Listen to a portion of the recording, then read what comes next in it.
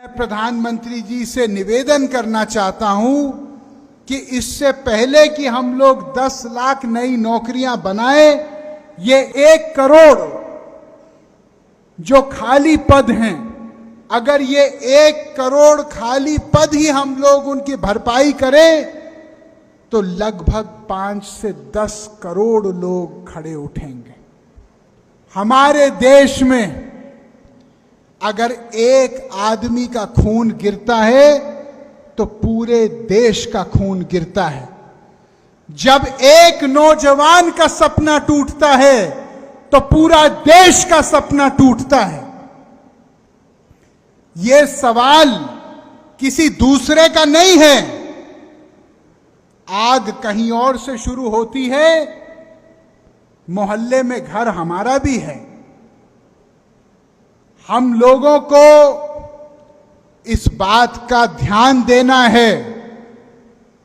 ये 1 करोड़ 60 लाख नौकरियां, लगभग 1 करोड़ केंद्रीय सरकार की और लगभग 70-75 लाख लगभग राज्य सरकारों को, इसकी भरपाई के लिए हम लोगों को लगातार अपनी बात जगह जगह पे रखनी है।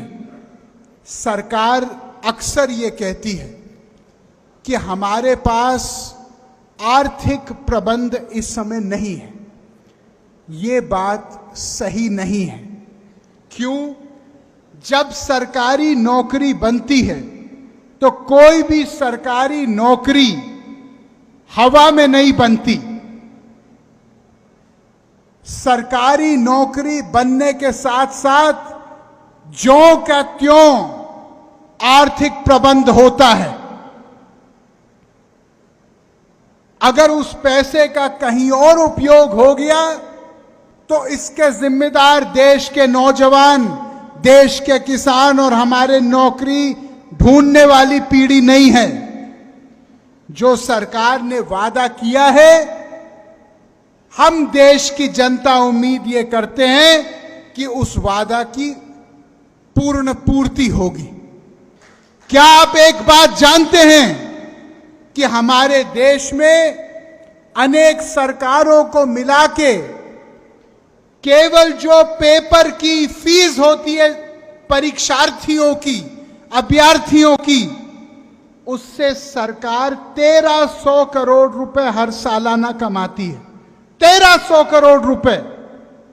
सरकार का काम गरीबों के सपने के ऊपर एक बाजार और व्यापार खोलना नहीं है, सपनों की पूर्ति करना है। मैं सरकार से निवेदन करना चाहता हूं कि जो परीक्षार्थी है उसके एग्जाम देने पर यदि जगह नहीं मिली तो मेरा हाथ जोड़ के निवेदन है कि सरकार उनका एग्जाम फीस उनको लौटाना चाहिए वापस। कोई भी पारदर्शिता या समय सीमाबद्ध प्रणाली नहीं है हमारे देश में। आप जानते हो कि अक्सर ऐसा होता है कि 2016 में कोई परीक्षा लिखता है और ज्वाइनिंग लोगों की होती है 2022 में। क्यों? क्या आप जानते हो कि हमारे देश में जब एक नौजवान किसान, छोटा व्यापारी जाके लोन लेने की प्रक्रिया शुरू करता है तो इसके आंकड़े मैं आपको बताना चाहता हूं।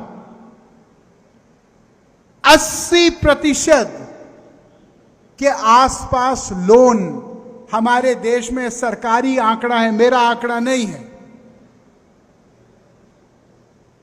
लगभग 80% लोन उन उद्योगपतियों को केवल मिलते हैं जिनकी सालाना लेन देन, जिनका ईयरली टर्नओवर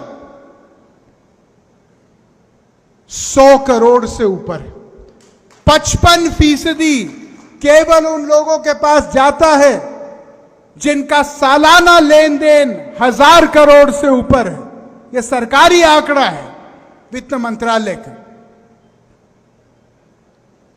जो बाकी 20% है वो कहां जाता है? 20% में 13% उन उद्योगों को जाता है जो सालाना लेन देन 5 करोड़ से लेकर 100 करोड़ तक है। इसका मतलब 99.9% जो भारत है उसको मात्र 7% लोन मिलता है हिंदुस्तान का। अब जब एक आम आदमी आत्मनिर्भर होने का रास्ता तय करेगा तो क्या वो अपने माता पिता से पूरे पैसे ले सकता है? नहीं ले सकता, क्योंकि इतनी किसी के पास आमदनी नहीं है। उसको बैंक से मदद की जरूरत है।